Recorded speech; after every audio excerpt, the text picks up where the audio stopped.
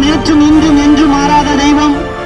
தேவன் இந்த உலகத்தை படைத்து அதற்கு பின்பாக தன்னை போல மனிதர்களை அவர் உருவாக்கினார். இந்த உலகத்தில் இயற்கை சீற்றங்கள், கடல்வாழ் மச்சங்கள், ஆகாயத்து பறவைகள், விலங்குகள், இப்படி அநேகமான படைப்புகள் உண்டு. அவைகளை எல்லாவற்றையும் பார்க்கிலும் தன்னை போல படைத்த மனிதனை அவர் அதிகமாய் நேசித்தார். இயேசு கிறிஸ்து இந்த உலகத்தை படைப்பதற்கு காரணம், தன்னை போல இருக்கிற மனிதனை இந்த உலகத்தில் படைத்து அந்த மனிதன் இந்த பூமியிலே வாழ வேண்டும் என்பதற்காக மனித சமுதாயத்தை முதலாவது படைத்தார். கடவுளுடைய பெரிதான விருப்பம் தன்னை போல் இருக்கிற மனிதனிடம் வாசம் பண்ணி மனிதனிடம் பேசி மகிழ்க்க வேண்டும் என்பதற்காகவே தெய்வம் மனிதனை படைத்தது. இந்த உலகத்தில் அநேக தேவர்கள் இருந்தாலும் இயேசு கிறிஸ்து வருவதே மனிதனுக்காக ஜீவனை கொடுத்தவர் என்பது உண்மை. கடவுள் மனிதனை நேசிப்பது ஒரு தகப்பன் பிள்ளையை நேசிப்பதற்கும் அதிகமான ஒரு நேசம். இந்த உலகத்தில் மனிதன் செய்கிற ஒவ்வொரு காரியத்தின் நிமித்தமாக, தவறு நிமித்தமாக கடவுள் மனிதனை விட்டு பிரிந்து இருக்கிறார். ஆனால் மனிதன் கடவுளை அதிகமாய் நேசிக்கிறார்.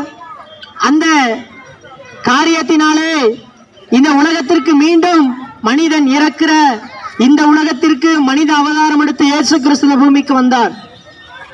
இயேசு கிறிஸ்து ஒவ்வொரு நேரத்திலும் ஒவ்வொரு காலகட்டங்களிலும் அவர் மாறாத தெய்வம் என்று வேதம் சொல்கிறது. அவர் நேற்றும் இன்றும் என்றும் மாறாத தெய்வம். இந்த உலகத்தில் ஒவ்வொரு மனிதனும் ஏதோ ஒரு நோக்கத்திற்காக ஒவ்வொரு மனிதனை பழகுகிறான் அல்லது ஒவ்வொரு மனிதனுக்குள் பழக்க வழக்கத்தை ஏற்படுத்துகிறான். ஆனால் அவனுடைய காரியம் முடிந்த பின்பு அந்த மனிதன் அந்த மனிதனை விட்டு போய்விடுகிறான். இந்த உலகம் ஏதோ ஒரு லாபத்திற்காகவே ஒவ்வொரு மனிதனையும் நேசிக்கிறது. அந்த லாபகரமான காரியம் முடிந்த பின்பு தன்னுடைய பாதையில் மீண்டும் பயணிக்க ஆரம்பிக்கிறது. ஆனால் இயேசு கிறிஸ்துவை குறித்து, கடவுளை குறித்து வேதம் சொல்லுகிறது, அவர் நேற்றும் இன்றும் என்றும் மாறாத தெய்வம், மனிதனை நேசிக்கிற தெய்வம், பாவிகளை நேசிக்கிற தெய்வம். இந்த உலகத்தில் அநேக பாவங்கள் உண்டு. இந்த பாவத்திலிருந்து மீட்டெடுக்கவே தெய்வம் மனிதனாக பிறந்தது. இந்த மனிதன் பாவம் செய்து தேவனை விட்டு விலகினது காரணமாக இந்த பாவம் இந்த உலகத்தில் ஆளுகை செய்தது. இந்த பாவத்திலிருந்து மீண்டும் மனிதனை மீட்டெடுப்பதற்காகவே தெய்வம் மனிதனாக மீண்டும் பிறந்தது. அந்த இயேசு கிறிஸ்து ஒவ்வொரு மனிதனை நேசிக்கிறவரானபடியால் அந்த இயேசு கிறிஸ்து ஒவ்வொரு மனிதனை நேசித்து தன்னை போல மாற வேண்டும் என்பதற்காக மனித அவதாரம் எடுத்து இந்த பூமியில் 3.5 ஆண்டுகள் 33 வருடங்கள் மனிதனாக அவதரித்தார். ஒவ்வொரு மனிதனுடைய பாவங்களுக்கும் இரத்தத்தை சிந்தி சிலுவையில் மரித்து 3ஆம் நாள் ஜீவனோடு எழுந்து இன்றைக்கும் ஜீவனோடு இருக்கிற ஒரு நல்ல தெய்வம் இயேசு கிறிஸ்து. எல்லா மனிதனுமே பாவம் செய்து வீணராகும் பொழுது அந்த மனிதன் வீணாக கூடாது என்பதற்காக தெய்வம் மனிதனை தேடி வந்து தன்னை போல மாற்ற வேண்டும் என்ற ஒரே நோக்கத்திற்காக அந்த உலகத்தில் வாழ்ந்து தன் ஜீவனை கொடுத்தது. எல்லா மனிதனுக்குள்ளும் பாவம் உண்டு. எந்த மனிதனுமே நான் நல்லவன் என்று சொல்ல முடியாது. என்று சொன்னால் இந்த உலகத்தில் அவ்வளவு கெட்ட காரியங்கள், பல வகையான பாவங்கள் உண்டு. இந்த பாவத்திலிருந்து மீட்டெடுக்கவே இயேசு கிறிஸ்து தன் ஜீவனை கல்வாரி சிலுவையில் கொடுத்தார். இயேசுவை குறித்து அநேகர் ஒவ்வொரு விதமாக பேசினாலும் வேதம் என்று சொல்லுகிறது, அவர் விடுவிக்கிற தெய்வம் என்று வேதம் சொல்லுகிறது. எதற்காக விடுவிக்க வேண்டும், எந்த காரியத்தில் இந்த மனிதனை விடுதலை பெற வேண்டும் என்பதை நாம் யோசித்தோமானால் நமக்குள் காணப்படுகிற தவறான பாவம் அல்லது தவறான வாழ்க்கை முறை, இப்படிப்பட்ட அநேக காரியங்கள் உண்டு. இப்படிப்பட்ட அநேக காரியத்திலிருந்து மனிதன் விடுபட வேண்டும் என்பது கடவுளுடைய விருப்பம். இயேசு ஒருவரே விடுவிக்க முடியும் என்று வேதம் சொல்லுகிறது. இந்த வேதத்தில் உள்ள வசனம் உண்மை.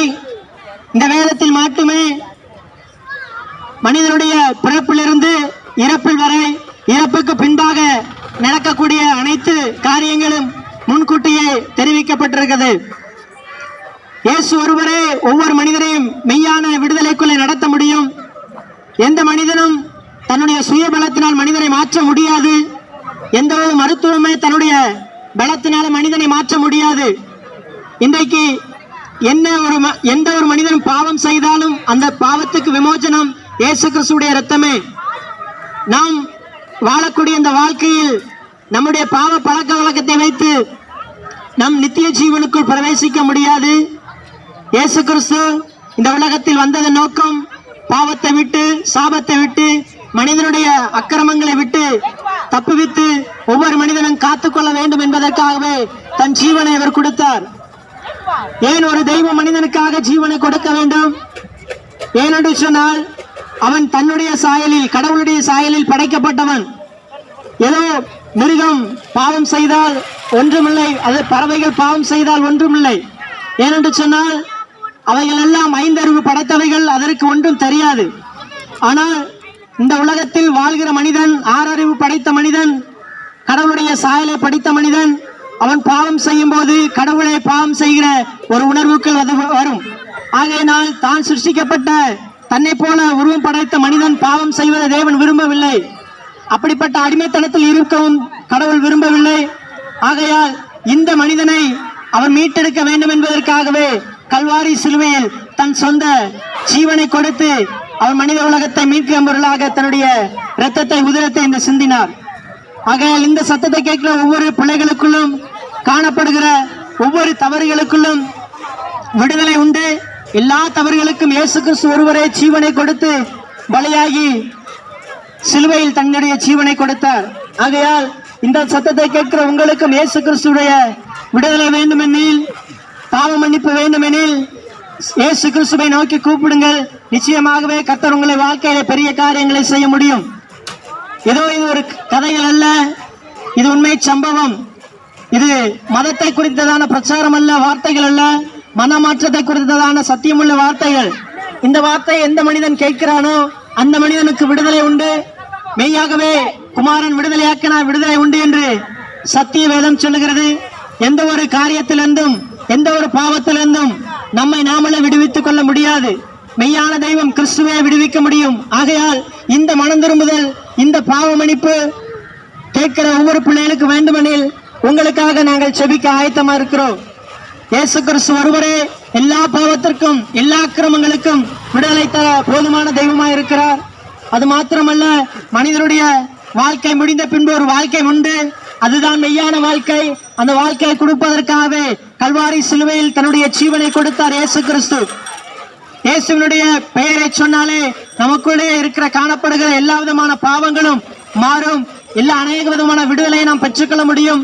இந்த சத்தத்தை கேட்க உங்களுக்கு நாங்கள் சொல்லுகிற இந்த காரியம், இயேசு கிறிஸ்து மெய்யாகவே ஒவ்வொரு மனிதனுக்கு விடுதலை தருகிற தெய்வனாய் இருக்கிறார். அந்த விடுதலை உங்களுக்கு வேண்டுமெனில் இயேசுவை நோக்கி கூப்பிடுங்கள். கர்த்தர் உங்களுக்கு நிச்சயமாகவே விடுதலை தர போதுமானவராக இருக்கிறார். ஆகையால் இந்த சத்தத்தை கேட்க உங்களுக்கு இயேசுடைய விடுதலை மெய்யாக பூரணப்பட்டிருக்கும் எனில் கர்த்தர் உங்களுக்காக யாவையும் செய்து முடிக்க உங்களுக்கு போதுமான தெய்வமா இருக்கிறார். அவர் உங்களுக்காக இரத்தத்தை சிந்தி மனித உலகத்தை மீட்கும் பொருளாக தன்னுடைய ஜீவனை தந்த இயேசு கிறிஸ்து மெய்யான தெய்வம். அந்த தெய்வத்தை ஏற்றுக்கொள்ளுங்கள். கர்த்தராகிய இயேசு கிறிஸ்து உங்களை ஆசீர்வதிப்பாராக. God bless you. நான் உங்களுக்காக செபிக்க ஆயத்தப்படுகிறேன். அன்புள்ள பிதாவே, உமக்கு ஸ்தோத்திரம். ஆண்டவரே, இந்த நல்ல வேலைக்காக, சத்தத்தை கேட்ட ஒவ்வொரு பிள்ளைகளுக்காக நாங்கள் செபிக்கிறோம். அப்பா, விடுவிக்கிற தெய்வம் இயேசு கிறிஸ்து என்பதை அறிந்து கொள்ள இந்த ஜனத்தை தேவன் விடுவிக்கும்படியா செபிக்கிறோம். மனம் திரும்புதல் ஆண்டவரே ஒவ்வொரு மனிதருக்கும் தேவையா இருக்கிறபடினால இந்த மனம் திரும்புதலுக்கு ஏற்ற வார்த்தையை கேட்கிற ஒவ்வொரு பிள்ளைகளையும் தேவன் விடுவிக்கும்படியா செபிக்கிறோம். நாம் மையப்படுவதாக இயேசுவின் நாமத்தில் செபிக்கிறோம் பிதாவே, ஆமென்.